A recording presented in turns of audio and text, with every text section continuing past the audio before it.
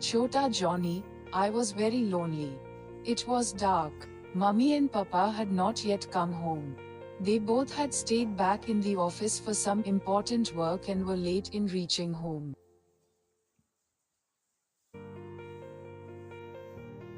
Their maidservant went to sleep early. Johnny had nothing to do. Sad Johnny went to the balcony of his house. There he sat in a corner and decided to wait for his parents. He looked at the sky. It was a clear night. The moon was shining in a full round shape. The stars were twinkling in the sky. Johnny's eyes again fell on the moon. He thought that something was happening between the moon, and then suddenly the sky started shining and turned white. Then a beautiful angel came out of the moon. That angel was wearing a white gown and a glittering crown on her head. There was a glittering star on one corner of her crown. She was holding a magic wand in her right hand. The white angel came straight to John's balcony. She then asked Johnny, "Little child, what is your name?" Johnny was surprised by this whole sentence and started stuttering, and while stuttering he told his name to the angel. He did not know whether the angel understood his name or not. The angel replied, "My name is Angela. I am an angel and I live in heaven. I know you are sad and lonely, that's why I have come to meet you." Little John was surprised. He wondered how Pari knew that he was sad and thinking about his parents. But before he could ask Pari anything, Angela said, "I will sing a nursery rhyme for you. Johnny, Johnny, yes Papa, eating sugar, no Papa telling lies, no Papa open your mouth, ha ha ha." Then Angela asked, "So Johnny, what is your favorite rhyme?" By now little Johnny had become quite comfortable with his new friend. He replied, "Twinkle twinkle little star," and sang the whole rhyme to Pari. Pari then gave some chocolates to Johnny.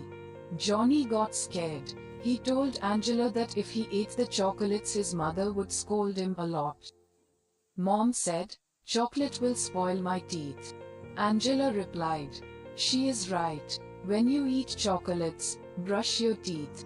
This will remove all the germs from your teeth." Johnny took the chocolates after listening to Pari. He was torn between thoughts whether he should eat the chocolates or not. Just then he saw his parents coming into the house. He shouted, "Look, Angela, my parents have come. You wait and meet them. They will be surprised." Johnny said anxiously.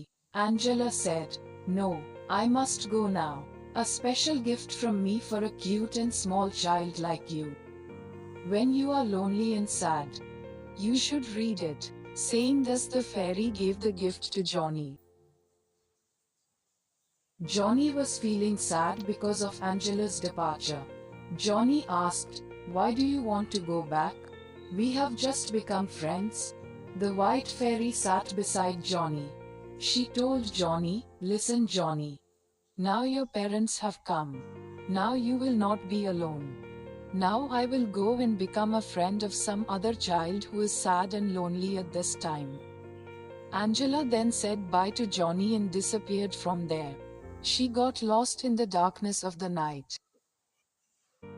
The doorbell rang and Johnny ran to open the door and told his parents about what had happened a while ago.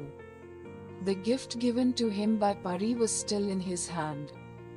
Late at night Johnny opened the gift given to him by his new friend. It was a small book which had stories about animals. He started reading it slowly, and while reading he fell asleep with the thoughts of Pari.